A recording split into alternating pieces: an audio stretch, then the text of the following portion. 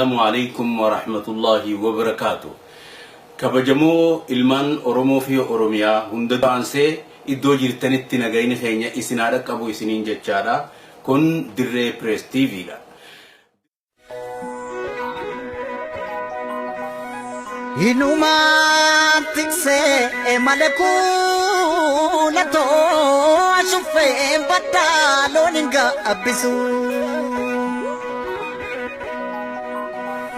إنما رفي مليا لمي تكما دبو نمرا أبسو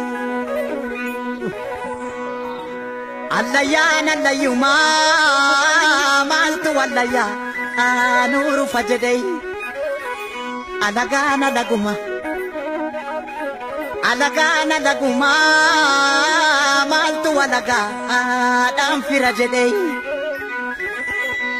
oborta ormina batu yo abano fi batate male roro ormarra dufte roro dinarra dufte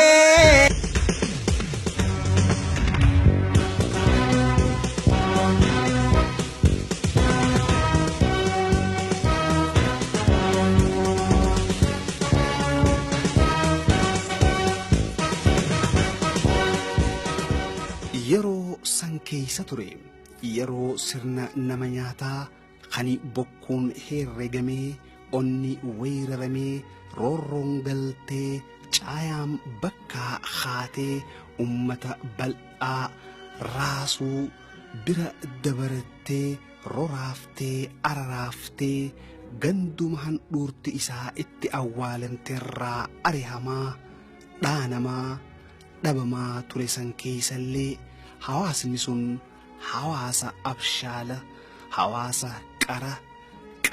qarooma biyya teenyaatii fi kutaa gaafa Afrikaa kanaafillee bu'uura cimaa ta'ee ture.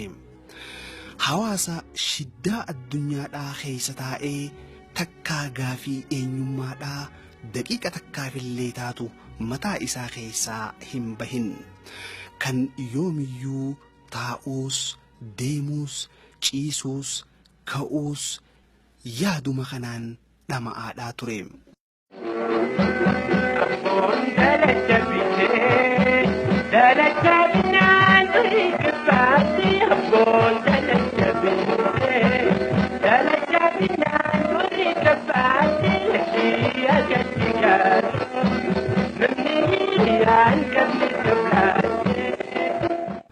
Hawaasa balaa gaafii tanaan wal qabattee dhuftu balachuudhatti fudhatu fitinaa tanaan wal qabattee dhuftu makfiraadhatti fudhatu kan arraa daran boruuf yaadan kan if daran dhalootaaf rakkatan turan afran qalloo gaafasiisun. Otu ya bituutiya ifturan si kaba.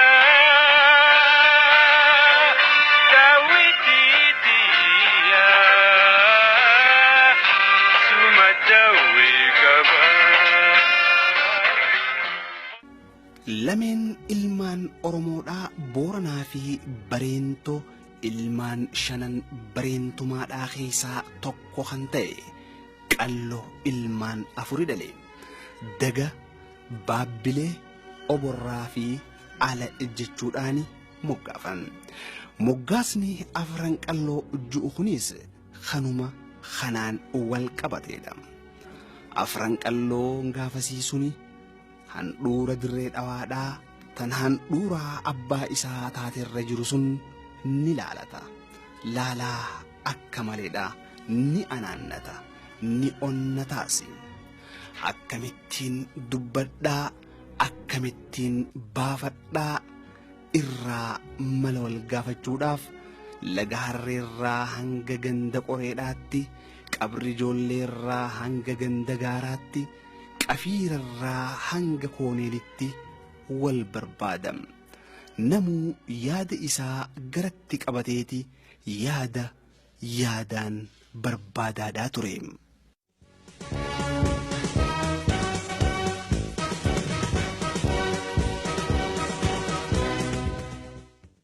gaala yooniin dhiine onneen hidhan taatu gaala yooniin dhiine onneen hidhan taatu yaa urjii bakkalchaa tambaarii saabaatu tambaarii saabaatu gaala yooniin dhiine onneen hidhan taatu yaa urjii bakkalchaa tambaarii saabaatu.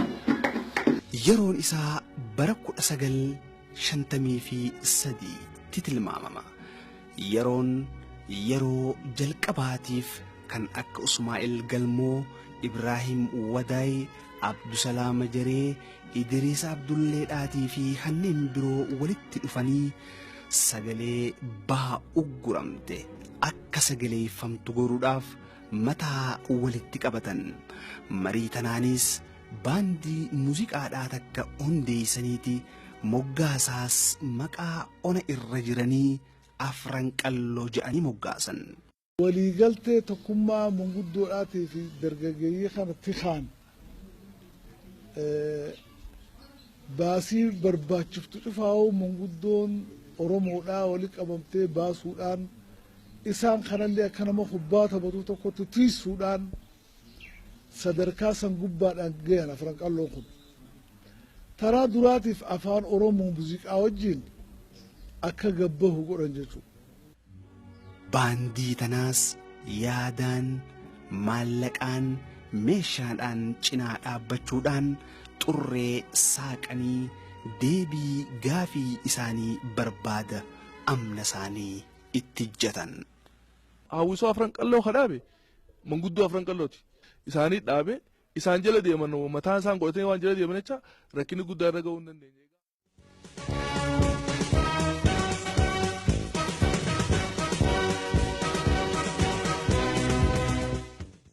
Sagaleen muuziqaa afran qalloo sagalee aloola dhugaadhaa deemtuudha. Darbuujaan daf gitaaraa fi akkoordiyoodhatti fayyadamuudhaan hiree waltajjii argamte hundaan afaan isaaniitiin sirban. Sirba isaanii kan dhageeffatamne hin quufamne kan hin hifatamne uummatarraayis deeggarsa cimaa himtee hin qabne arkatan. Afran qalloon sun.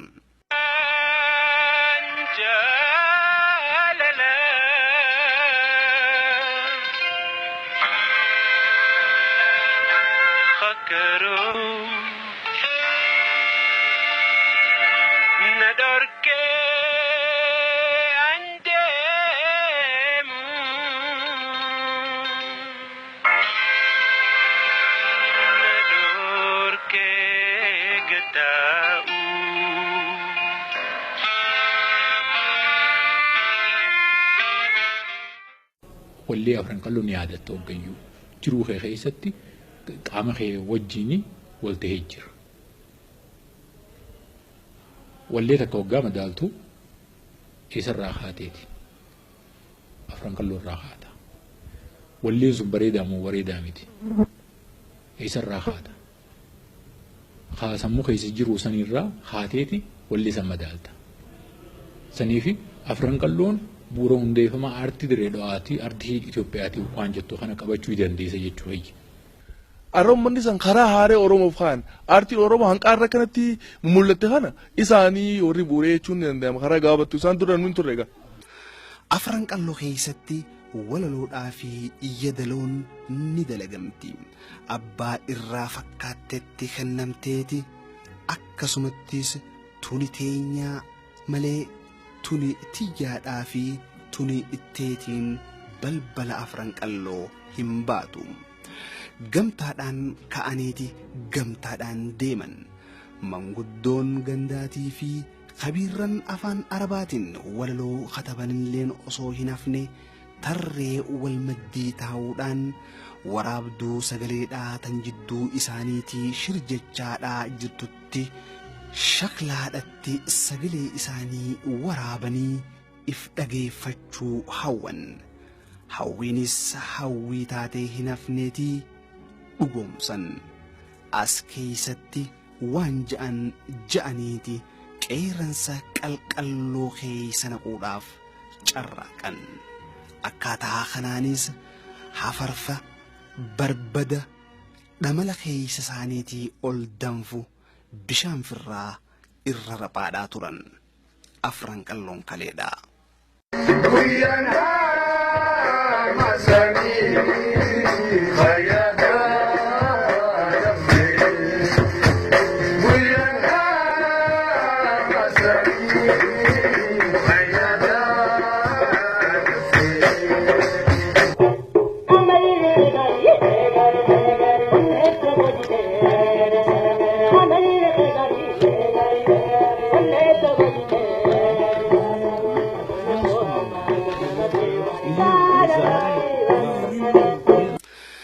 Afran qalloon haala kanaan deeggarsa guddaa qabaachuu danda'ee hiree dirree dhawaadhaa ala deemee sirboota isaa agarsiisuudhaaf harkateenis Haramaayaarraa hanga Ciroo dhaqee ummataan wal arkee wal baruudhaan qaanqeen dirree dhawaarraa kaatee biyyoo karaabaa tarkaanfattee ituu biraas geesse.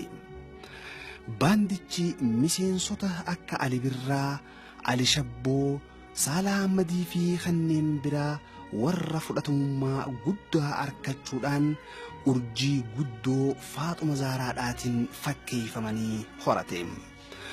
Gurri isaaniitis gaara Dabreeti hanga Arsii, Wallagga fi Jimmallee dhaqanii hojii isaanii agarsiisan.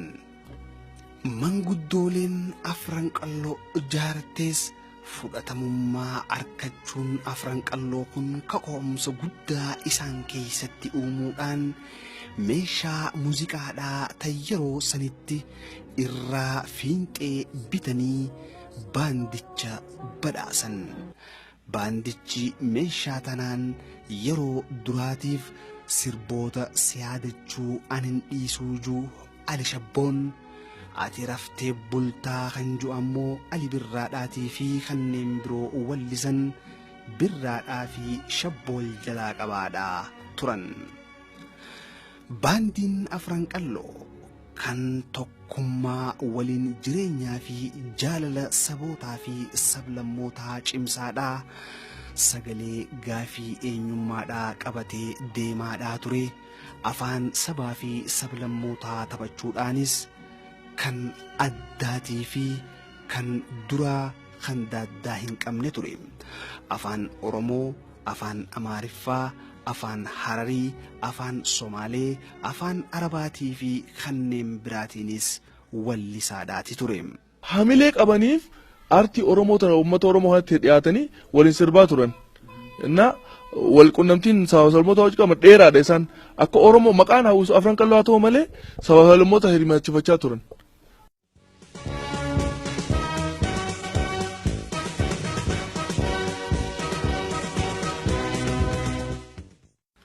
Sirni nama nyaataan dhiiga dhugee nama qeenfatu, sirni abudoo dhabaan ol kaasee nama odeeffatu, sirni osoo dachiin jirtu namarra ajjatu, firiin xiichee biyyaa nama baasuu dalagaa godhate suni sochii baandiin afran qalloo itti jirtu tanaaf hiikoo siyaasaa kennee fi miseensota afran qalloo akka bareessan godhatti seene.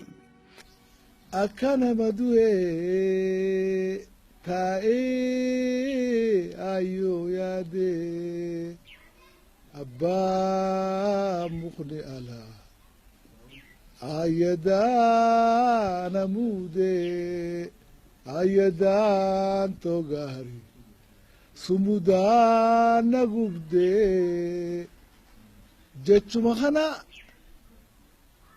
warri fakkaateen afaan kana keessa waa fi lafee isaa beeku ayyoo kana jecha jiru kanaan dhiibbaan dhufte ganda keessatti hin garsiisinaa lakkarumaan bayyanachaa dhiibbaan tun cimaa dhuftee tuuta kana bittinneessiteetu. Dhiibbaan jabeessiteeti itti fufte.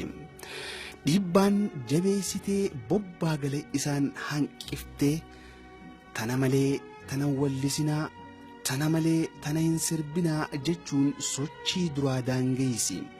Keessaafuu raadonni Ziyaad Baarreen dantaa isaatiif Maqdishoorraa afaan Oromoodhaatiin akka dabarsuuf banate sirboota afran qalloo asitti sirbu dabarsuu jalqabnaan sirnichi miseensota afran qalloo biyyaa ari'uu bira dabree hidhaadhaa uleedhaa fi ajjechaan maana uumtee garsiisaadhaa ture. Sambooddees akka maliidhaatti gargar bittinneesse. Bittinnaawanii nafne dhaltitti aantu waan kana lafaa kaasti. Akkammaa reefu haasootetti Maskoob Lagaharree suuqa lilaa qammisanyaa nutillee lagumaarreedha Jarman jennee Arsaleejii baruma Haayile Sillaasee keessatti kun cufa ka'anii tattaaffii godhan jechuudha. Sadarkaa kana fooyyeessuudhaaf dhiibbaan tun numa jirti maas hogguu tokko ol biqilee gartee jimaa guudhaaf warri keenya jimaa mataa muran jaa jimaa mataa muran achuma geeshamee hafa hogguu tokko ol biqile dhiibbaan nuu dhufti numa dhaamsite. Afran qalloo hogguu diigamee dhaaba jaarmee adda addaa jaarratan maqaatti baasanii Maskoob Azeeb ja'anii maqaa gosa gosaa baasanii Ali Birraan faanis asii deemanii Finfinnee galanii maqaa kophaa baafatanii achi jiraatan Abraahimaa Jiifaallee wajji jiran gaafa asirraa nuti ijaaramne asin nu ijaaraniiti yoo namnummaan hafe jaanii kaayoo 5 kaayan 4 diigamtee 5 isaa nuti bara 67 kana asii waliin nu qabanii mana Abdulhamid Ahmad Borutti meeshaalee nu bitanii jajjabaadhaa nutillee yuubannee maqaa kana hin dagatinaa afaan kun abbaan qabu ja'anii Ismaa'eel Galmoofaa Abdusalaam Haajii Abrahaam Wadaayifaan keessaa beekaa amma gaafatan isaan meeshaa nu bitanii irra nu ijaaranii hawwisoo biiftuu biyya teenya adiyaa kabahaa kadidiimaa boroo irree tokkoon kanee hawal baaruu dhiroo barbaannee wal barra shamarranii fi dargaggoo wal jala qabne jira. Oromoo Wardaan Dabaalillee gaafatan jenna. Taphni gaafa san booda Alishabboon faanis ammas namuu kootee qabaa hojii biyya firraa nutiis dhalaan arraa hojiin nurra jira wayojjechuu dhaqabna jenneeti waan arra dhaabbataa waliif odeessinaa biyya teenya gaarii hojjaannee guddifna haa hojiidhatti haa misoomatti jenna gaafasiis. Maskoob Lagaharreetiin ijammarre. Maskoob jechuun maal jechuudha? Maaliif beekna? Maskoob kana eegas Maskoob soosaaliticha tahuu eeguma guddanne kana jijjiirama mootummaa keessa barre malee Maskoob Lagaharree Jarmanee Lagaharree jechaa jira. Jarmanee sun booda suuqa lilaa kunis afaan Arabaati. Suuq jechuun magaalaa keessa jechuudha. Ilaaq laati shaaworni ilaaq basoo waan ta'e hin beeknu. Akkasitti eegallee qaanqeen afran qalloo facaatee dirree wal gahuudhaan sadarkaa adda addaatiin akka haaraatti gareeleen hundeeffamtee galma gahinsa kaayyoo afran qalloo saniif qabsoon ittuma fufte. Gareeleen suuta suutaan billiq jechaadhaati hundeeffamuun jabeessite. Duuba maal godhangaa dubbiin daba haftee akkaataa kanaan hawaasatti osoo dhiyaatanii hojjechaadhaa jiranii walliftoonnis ijibbaataniiti namootuu gara irra wayya ju'uutti gore. Gaafasigaa artist Dr. Ali Birraanis kani miliqee kubbaaniyyaa baabura lafaa seenuudhaan Awaashitti ramadamee Awaash taa'ee gitaaraan dirree gayyaaduu jalqabe.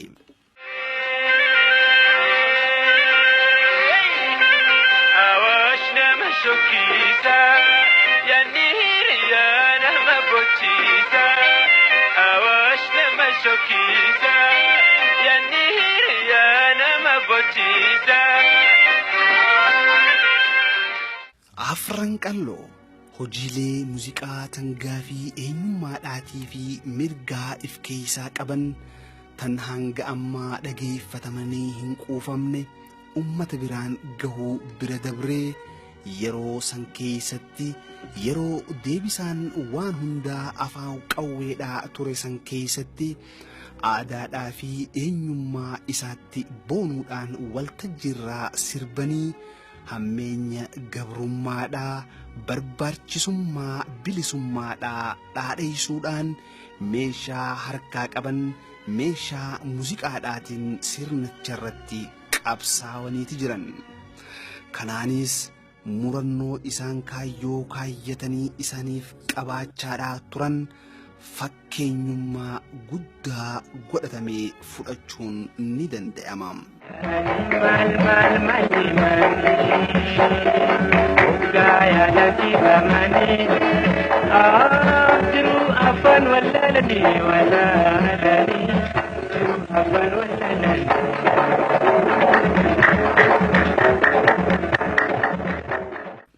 Sadarkaa muuziqaa arraatiifis bu'uura tahuu dadabree qorii marqaadhaa tanisilaa idduu isaatti daymi naqamee jiru sanitti mi'aa dhandhama sirboota afran qalloo irraa tuttuqachuudhaan tan arraatiifis tolfachaadhaati jiran. Kanaanis mi'aan sirboota afran qalloo tan walakkaa marqaan akka maqaa dha'ee saniitti mi'ooytu hanga ammaa tan arraati waliinis jiraachaadhaati jirti. Wallisummaan dirra afran qalloo dirree dhawaadhaa dhufee dhandhama afran qalloo keessa ta'aa muuziqaa hin barin lakkoofsa qubaati iyyooniin je'e hin kijibne.